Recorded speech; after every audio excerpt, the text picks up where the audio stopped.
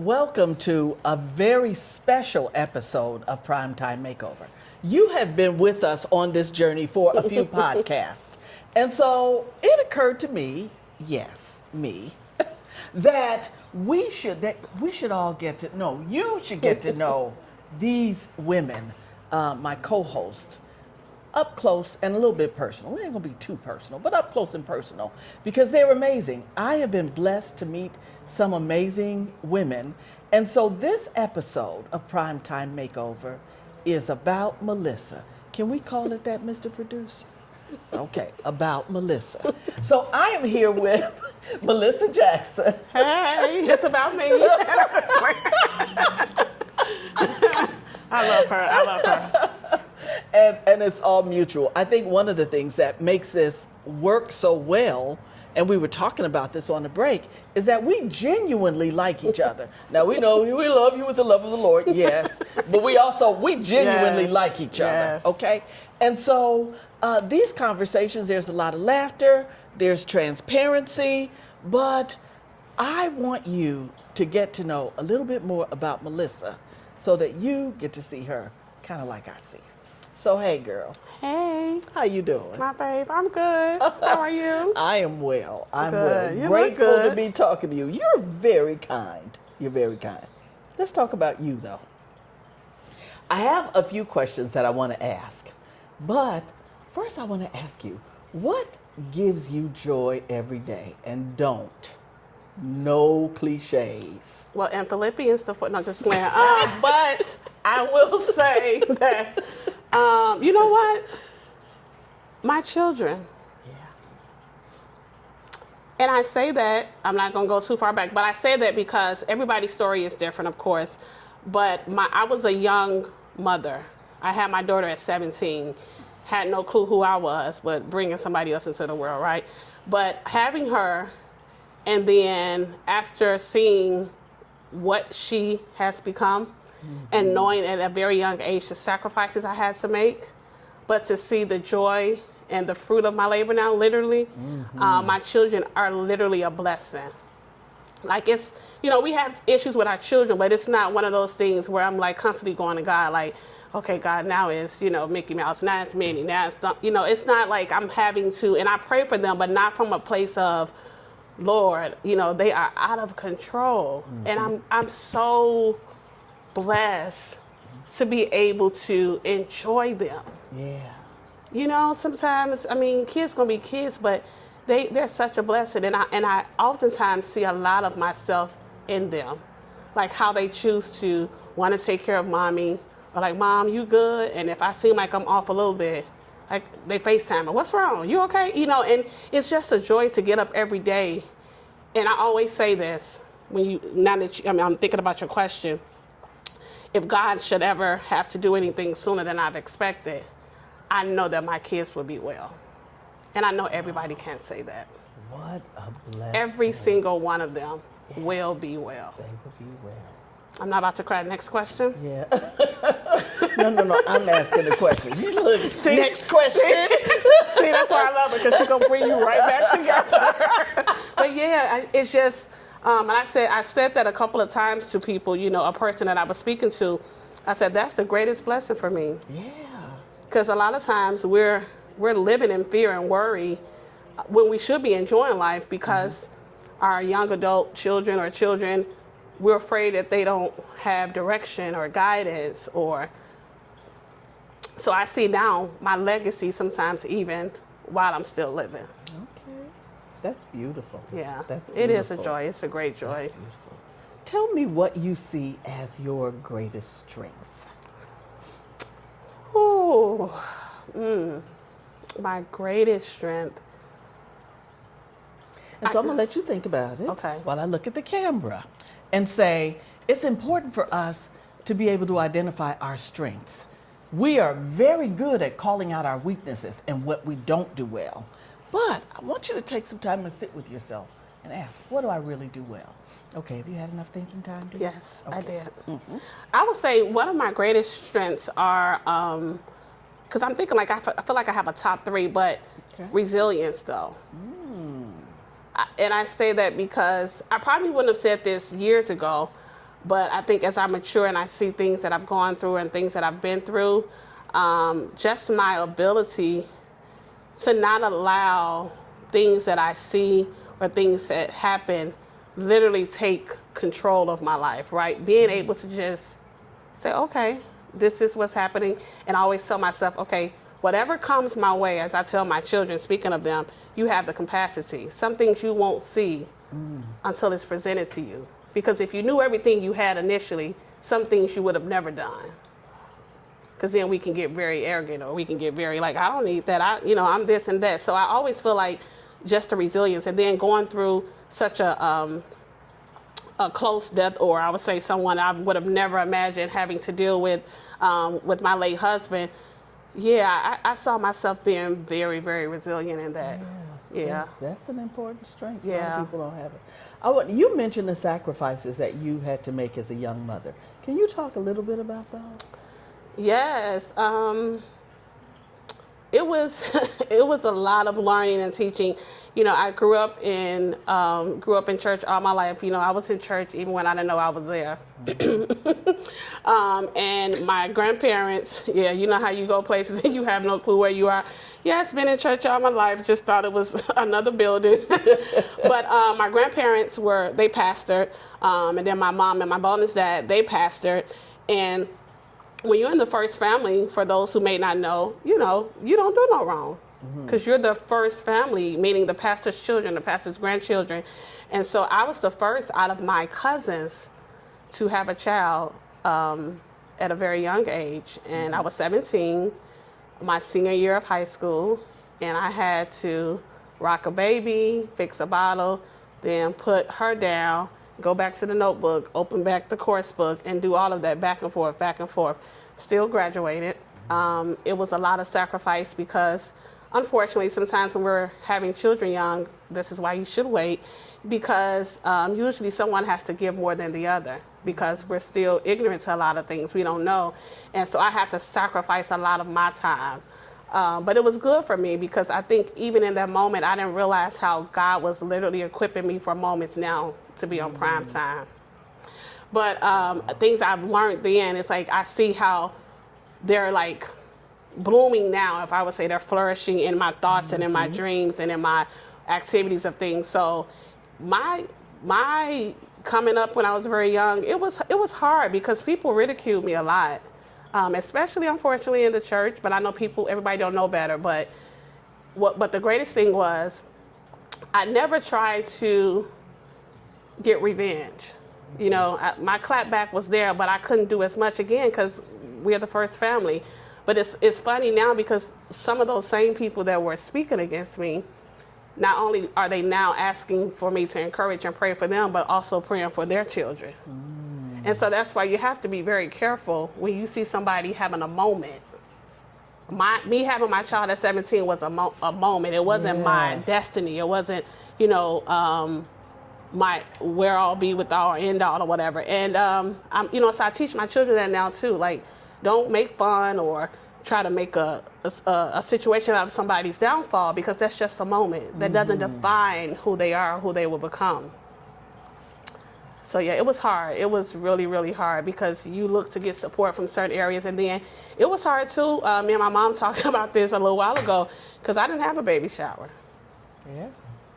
My mother didn't. She felt like if I had that, she was celebrating the fact of the sin that I committed, and she didn't want me to feel like, oh, you can go and do this again. So, I'm like, wow. So I don't, so I just felt like I was, like a little mini, like 5th generation of Jesus. I went on the cross, but I was, I was being somewhat crucified in ways that I thought because it was a lot. It was just like, man, like, y'all act like I just been out here to just at the strip, but back then it was really strict. They were really strict. And I get it now though. I get it now. I get it even in the ways that my mom was doing what she thought was best. It allowed me to be in moments like this now, sitting across from all of this wealth of knowledge and somebody that I look and I adore. So yeah. Yeah, it's mutual. And I'm going to take a little shift. You are also a professional life coach. Yes. tell me, because I'm listening to you talk about how you talk to your children, and I was like, huh, you talk to your clients like that? Why did you choose that profession? Great question. And I chose that because after dealing with the loss of my late husband, I didn't want to live like I was supposed to. And so I wanted, when I realized what it had done to me and what it was trying to do to me, I made a vow. And that's the name of my coaching. It's called Keep the Vow. And what I realized even in that moment was when we're not careful and we don't understand, we're so busy about keeping the vow to the people that we love, the people that we're married to, the people we're in relationships with, and we tend to not keep the vow with ourselves.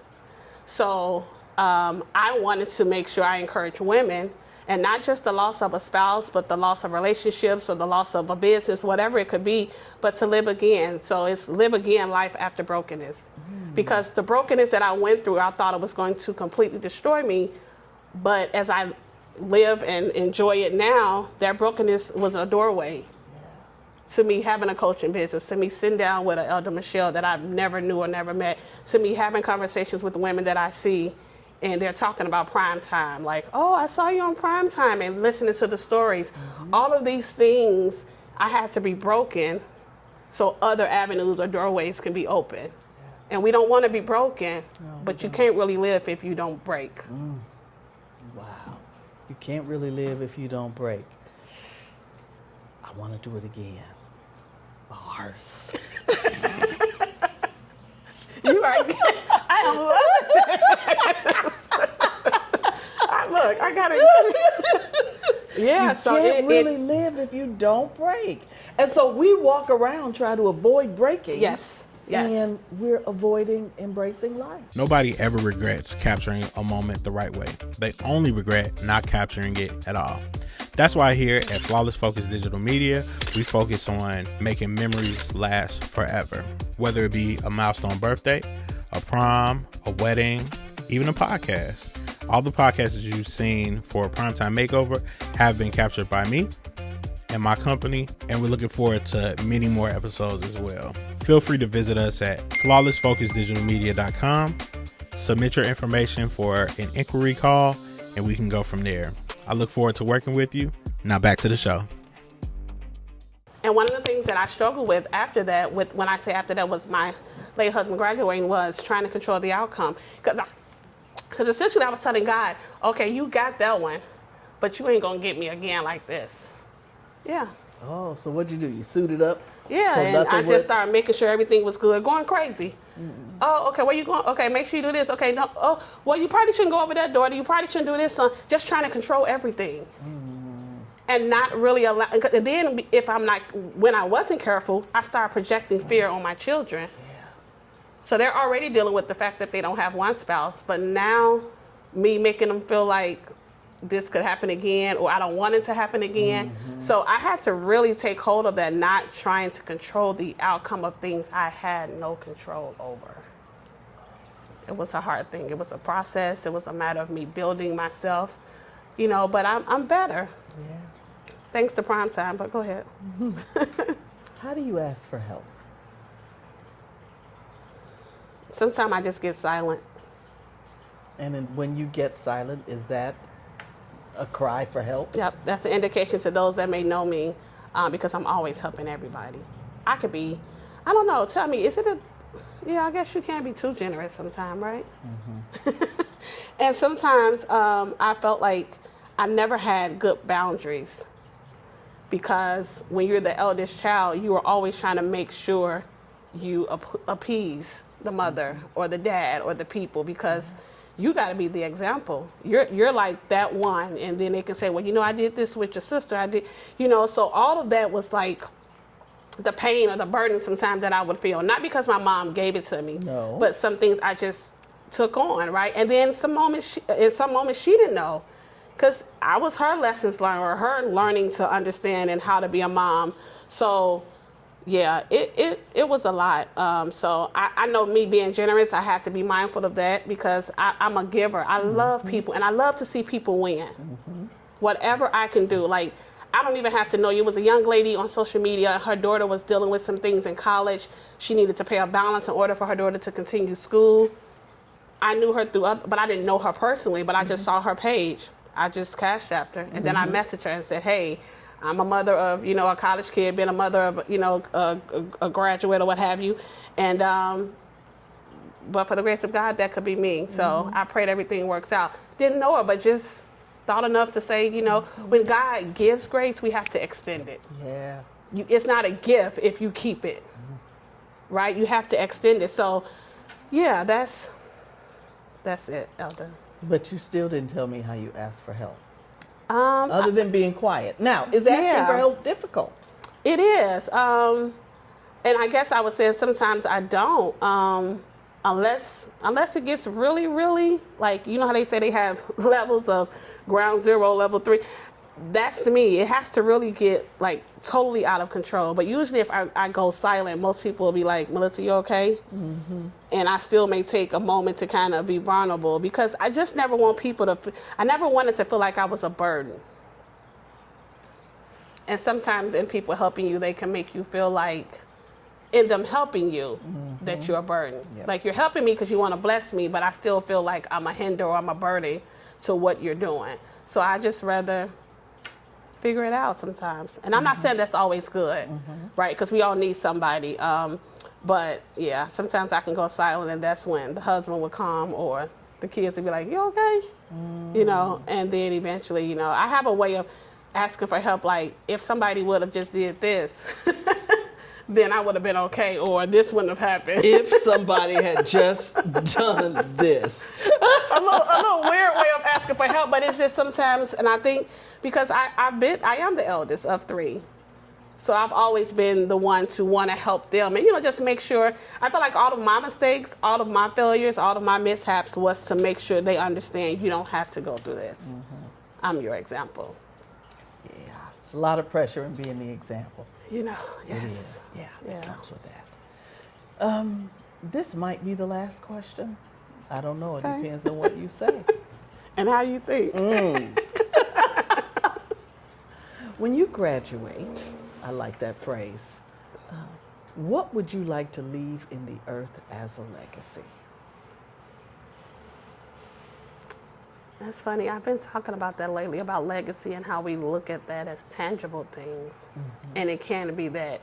But I would say my greatest legacy is my children not just having the attributes of their mom, but the attributes of God, literally.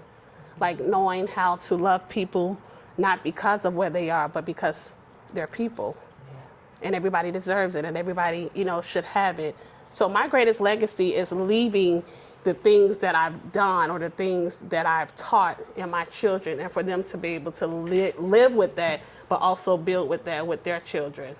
And it shall continue. Like, oh, why are you so this, or why are you so that? Oh, because Mama used to teach us, that if you see somebody hungry, the Bible say, you do what you do to the least of them, you do to all of them, right? So it was like, okay, those things that the small things that we look over, I feel like those are the things that really matter. And so those are the things I think about when I think about legacy. Like, when I leave here, how will they show up in the room? Not because they got a big house and they're driving the best car, but how do they show up in the room? Because even if they lose everything, Melissa, do they have enough to know that they can live again? That's the legacy. That's the legacy. That's beautiful. If, as a life coach, people want to get in touch with you, how would they do that? You can go on to, I'm on social media with Instagram and Facebook. My social media handles is Keep the Vow. It's keep_the_vow. And I'm Melissa Jackson on Facebook as well, but you can direct message me. And I also have an email, keepthevowservices@gmail.com. You can contact me there. But on my social media handles, you also have a QR code where you can go on there and schedule.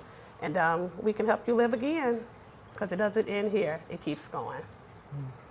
I was going to ask you for a closing phrase, but there we have it. And so Melissa a little bit better and why I love her so. Thank you for being a part of Primetime Makeover. Yes. See you next time. Honor. Yes. Love y'all. Bye.